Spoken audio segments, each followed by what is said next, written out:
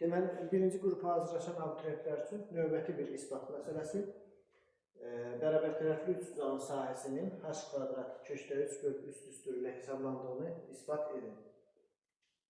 Bu məsələlər çox çətin isbat məsələsi olmasa da, yəni bu tip məsələlərin blok imtahanında birinci qruplara düşmə ehtimalı var. Bunun oxşarı da ola bilər, bu tip məsələlər də ola bilər. Yəni şagirdlər isbat məsələlərinə vərdiş eləməlidirlər ki, blok imtahanında isbat məsələsini yazarlar və onda bilirik ki, isbat məsələsinin balı digər qapalı sualın ballarından yüksəkdir.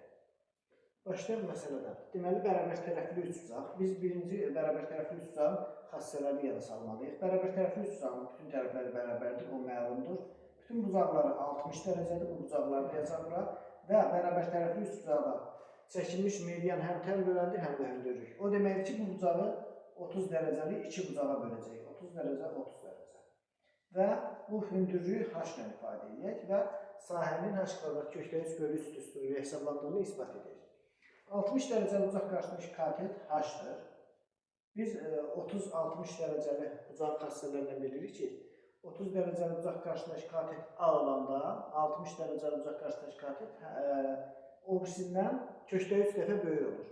Burada isə onun əksi 30 dərəcəli bucaq qarşısındakı katet lazımdır bizə, yəni bura lazımdır. Əgər bura h-dırsa, onda bura ondan köşdə 3 dəfə kiçik olacaq. H bölü köşdə 3, əksi də onu. Bura h bölü köşdə 3 isə, onda tərəfin özü bunun 2 qatı olacaq, yarıya bölündüyü üçün.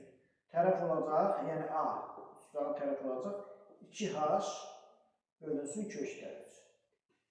Sonra, yenə də S bərabərdir, üstüdən sahə düsturunda S bərabərdir 2-yə 1 AH düsturunda verilənləri yerinə yazsaq, A.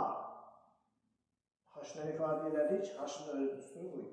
Yerinə qoysaq, bərabərdir 2-də 1 A, yəni 2h bölü köşdə 3. 2h bölü köşdə 3. Vurulsun h, h-ın da qiymətini yazılır yerinə, bərabərdir. 2-lər ixtisar gedir, qalır h kvadrat bölünsün köşdə 3. Kəsrin məxrəcini irrasionaldan azad eləmək üçün hər tərəf köşdə 3-ə vursaq, h kvadrat köşdə 3 bölü 3 alarıq.